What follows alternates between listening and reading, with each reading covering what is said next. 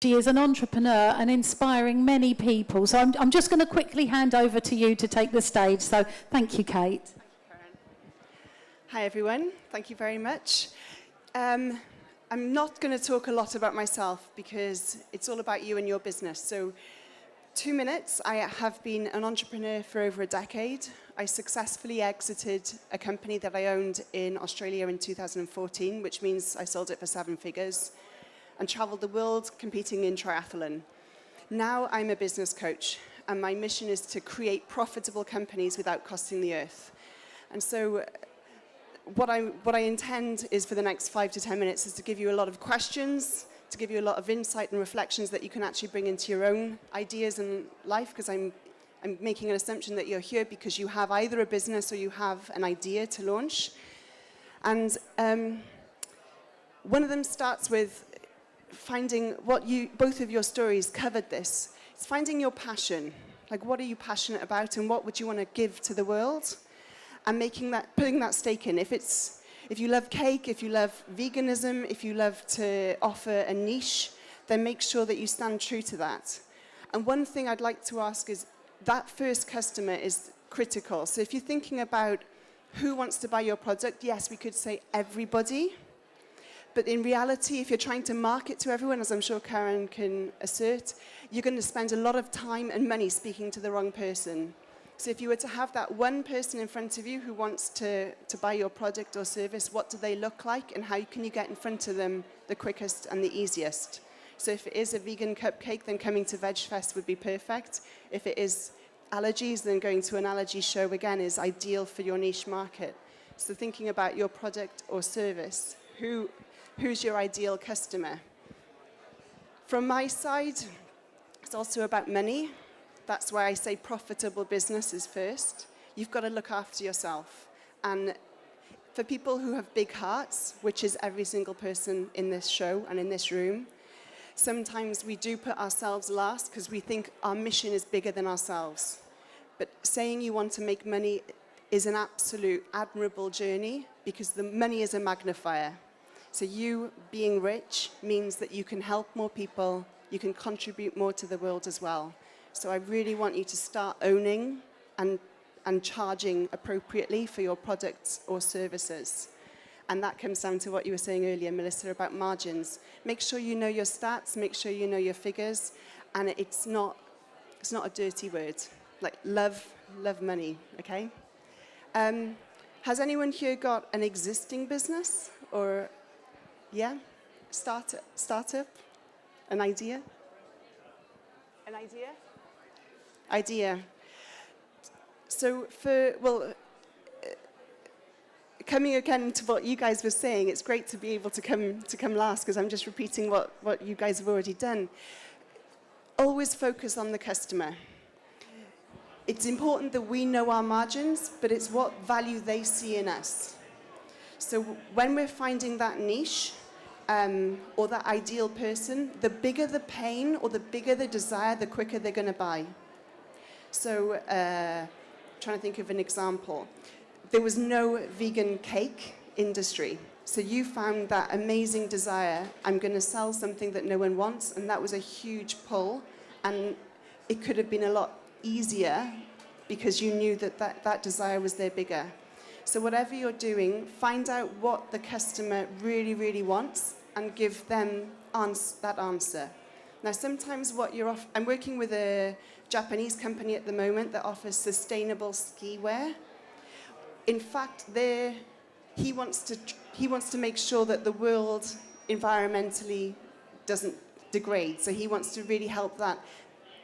With all due respect to his business model, and we've talked about it openly, that isn't the problem for the customer. They're more interested in money and looks.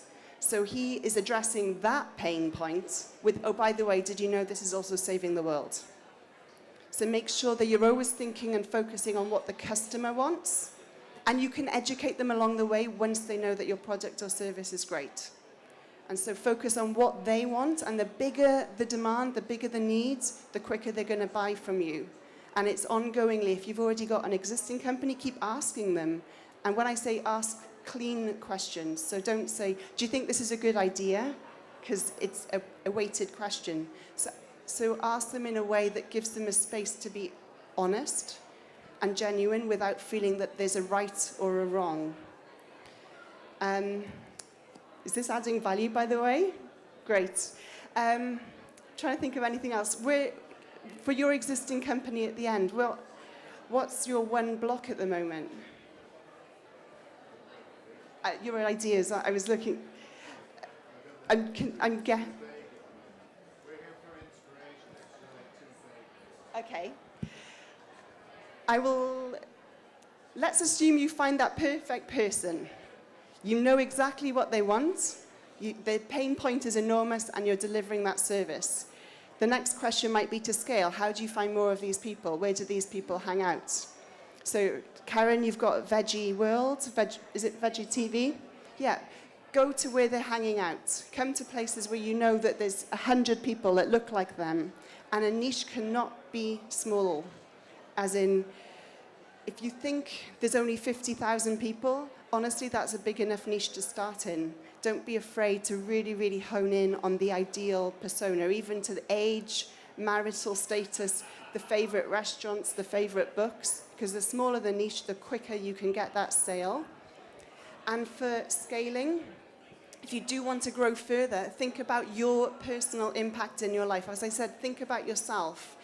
Scaling to go nationwide will impact other areas of your life. And that is fine, but you need to have that open conversation with your relationships, with your partners, with your friends and family, because your life will look differently if you are a baker or if you're a business owner. And that depends on that. For scaling, it starts to be not about you. It's about enrolling your team to carry your vision. So the difference between leadership and management is management gives to-do lists. Leadership gives people the space to create the end result that is desired. So again, what is your passion? What is your purpose for your message, which is your business? And let people design themselves, their way in your business to carry your message through as big as you want it to go. And that would be true leadership. And I personally, I struggle with that because I'm a bit of a control freak. I like it done my way, but we need to focus on the end result in order to get that message and get it across. And when you have team, it starts to be about satisfying not just the customers, but your staff, because they are your brand. If someone was to phone up your office, if you don't answer the phone, they don't care who they're speaking to. They're talking to Ms. Cupcake as far as they're concerned. They're the CEO on the phone, but it could be your part-time secretary. And if they're not representing you and your mission, then that's where there could be a failing, because the brand outside of your shop isn't about you anymore. We're very close to time. I would love to, if anyone's got any questions, I would be happy to answer anything.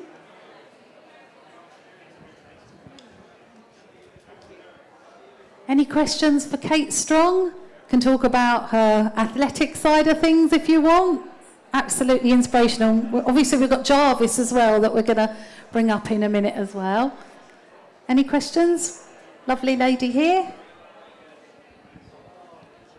Hi, Kate. My question is, if you are at an idea stage, and not a lot of people understand your idea in the sense of in the outside world, but vegans can relate to it, or that niche market can totally relate to it, and you're looking for investors, is there like a vegan investors section, or do you come to VegFest? Where do you go? And for any investment, it's making sure that you have a business plan and financials. So you need plan from 3 years, 2 years, and 1 year, what that looks like financially.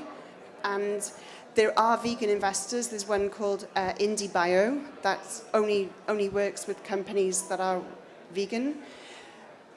There are a lot of investors nowadays who aren't vegan, but will invest in a great idea. And it still comes down to knowing exactly who your market is, how you're going to make money, how you're going to have that return on investment, and how you're going to grow.